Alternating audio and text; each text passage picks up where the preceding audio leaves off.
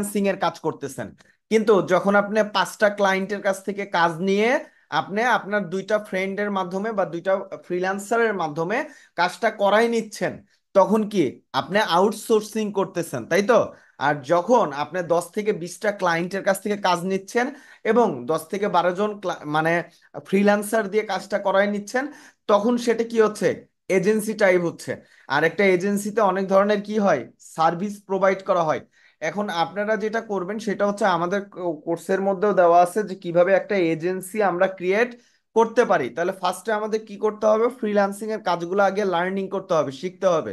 তাহলে ফার্স্টে আমরা ফ্রিল্যান্সিং এর কাজগুলো শিখবো, এরপরে আমরা টুকটাক ক্লায়েন্টের সাথে কাজ করব, এরপরে আমরা ক্লায়েন্টের কাজ যখন আসা বেশি শুরু হবে, তখন আমরা আমাদের সাথের যে ফ্রিল্যান্সার আছে তাদের সহযোগিতা নিয়ে টিম তৈরি করে আমরা কাজ করব।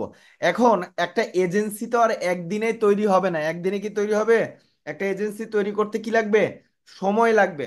তাহলে এখন আপনারা যেটা করবেন, আপনাদের একটা এজেন্সির নাম আপনারা নিবেন। যেমন আমি আমার একটা এজেন্সি আপনাদেরকে দেখানোর জন্য এবং কি কাজ শুরু করার জন্য আমি এইটাতেই কাজ শুরু করব, এবং এটা আপনারা ফলো করতে পারেন, ঠিক আছে?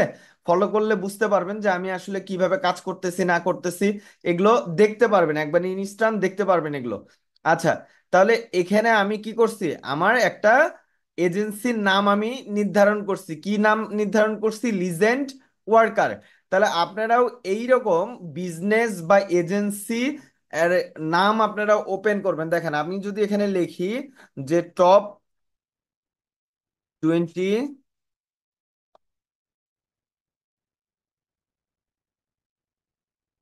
Digital marketing companies in USA, তাহলে এখানে কিন্তু টপ কি, সব টপ ইয়েগুলা আপনার কি এজেন্সিগুলো চলে আসবে। দেখেন, top 10 digital marketing agency in USA.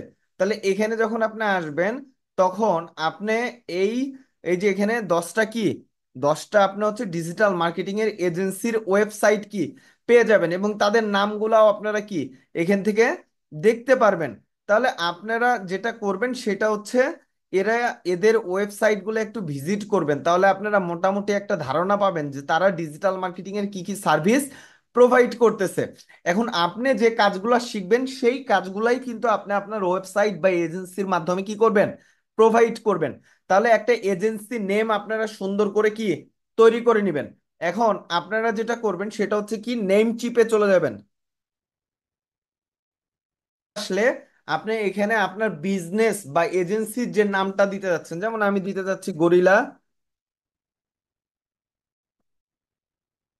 Gorilla BD SMM, ঠিক আছে, gorillabdsmm.com। এখন এইটা আছে কিনা, অ্যাভেলেবল আছে কিনা, এই জিনিসটা আমার কি করতে হবে, সার্চ করে দেখতে হবে যে আমার এই ডোমেনটা আছে কিনা। যদি ডোমেনটা অ্যাভেলেবল থাকে, তাহলে আমি কি করতে পারি, আমি এই ডোমেনের উপর নির্ভর করে আমার এজেন্সির নামটা আমি দিতে পারি, এবং পরবর্তীতে যখন আমার টাকা হবে তখন আমি এই ডোমেনটা কিনে রাখতে পারি। আমার কথা ক্লিয়ার, বুঝতে পারছেন যে একটা এজেন্সির জন্য কিভাবে আপনার নাম ঠিক করবেন বা একটা ডোমেন ঠিক করবেন? বোঝা গেছে? একটু কথা বলেন ভাই, কথা না বললে ক্লাস করায় মজা নাই। জি স্যার। আচ্ছা, তাহলে আমি এখানে আমার আমার মনে করেন যে কি পেয়ে গেছি, আমার আমার এজেন্সির নামটা আমি পেয়ে গেছি। তাহলে আমার এজেন্সির নাম পাওয়ার পরে আমার কি করতে হবে, আমার এজেন্সির নাম দিয়ে আমার একটা কি করতে হবে, ফেসবুক অ্যাকাউন্ট খুলতে হবে। দেখেন, আমি কি লিজেন্ড ওয়ার্কার দিয়ে কি একটা আমার ফেসবুক অ্যাকাউন্ট খুলছি না? এরপরে কি করতে হবে, আমার একটা ইনস্টাগ্রাম অ্যাকাউন্ট খুলতে হবে। কি নামে? ওই সেম নামে। আমার কি এখানেও আমি লিজেন্ড ওয়ার্কার্স দিয়ে আমি কি একটা হচ্ছে ইয়া খুলছি না, ইনস্টাগ্রাম খুলছি না? ঠিক সেম ভাবেই আপনারা কি করবেন, একটা টুইটার অ্যাকাউন্টও খুলে ফেলবেন। তাহলে আপনার যে এজেন্সির নাম দিবেন সেই এজেন্সির নাম দিয়ে আপনি সকল সোশ্যাল মিডিয়াগুলো খুলে ফেলবেন, যেমন Facebook, Instagram, Twitter, LinkedIn, YouTube channel. তাহলে এই 5টা সোশ্যাল মিডিয়া কি সেম নামে খুলতে পারবেন না? সেম নামে খুলবেন, সেম ডেসক্রিপশন দিবেন। যেমন এখানে আমি যে ডেসক্রিপশনটা ইউজ করছি, দেখেন, এইরকম ভাবে কি করবেন, সেম ডেসক্রিপশন আপনারাও ইউজ করবেন। আপনার ইনস্টাগ্রাম, তারপর হচ্ছে পিন্টারেস্ট, তারপর হচ্ছে লিঙ্কডইন, তারপরে টুইটার, সব জায়গায় কি অ্যাবাউট সেকশনটা যেটা থাকবে, সেখানে সবগুলা সেম রাখার চেষ্টা করবেন। আমার কথা কি ক্লিয়ার, বুঝতে পারছেন? সবগুলা কি সেম রাখার চেষ্টা করবেন। এরপরে দেখেন আপনি কি করবেন। আপনি এই যে সোশ্যাল মিডিয়াগুলো তৈরি করলেন, এরপরে আপনার নিয়মিত কি করতে হবে, যে আপনি যে কাজগুলো জানেন বা আপনি আপনার এজেন্সিতে যে সার্ভিসগুলো প্রোভাইড করবেন, সেই সার্ভিস রিলেটেড কি করতে হবে, কন্টেন্ট রাইটিং করতে হবে। দেখেন আমি এখানে কি, এখানে ইউটিউব নিয়ে আমি সার্ভিস প্রোভাইড করব। আমার এটা একটা সার্ভিস আছে।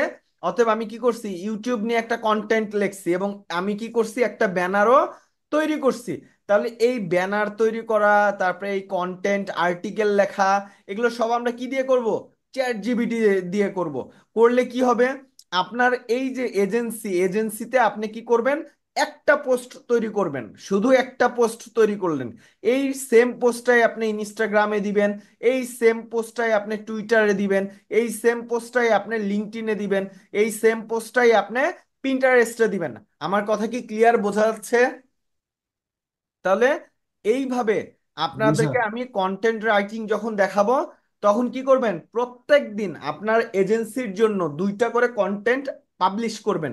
এবং এই যে দুইটা কন্টেন্ট পাবলিশ করলেন বা লিখলেন, এই দুইটা কন্টেন্ট কি 5টা সোশ্যাল মিডিয়াতে আপনি পোস্ট করবেন। তাহলে কি দুইটা কন্টেন্ট, বাট পোস্ট করছেন কয়বার, 10 বার।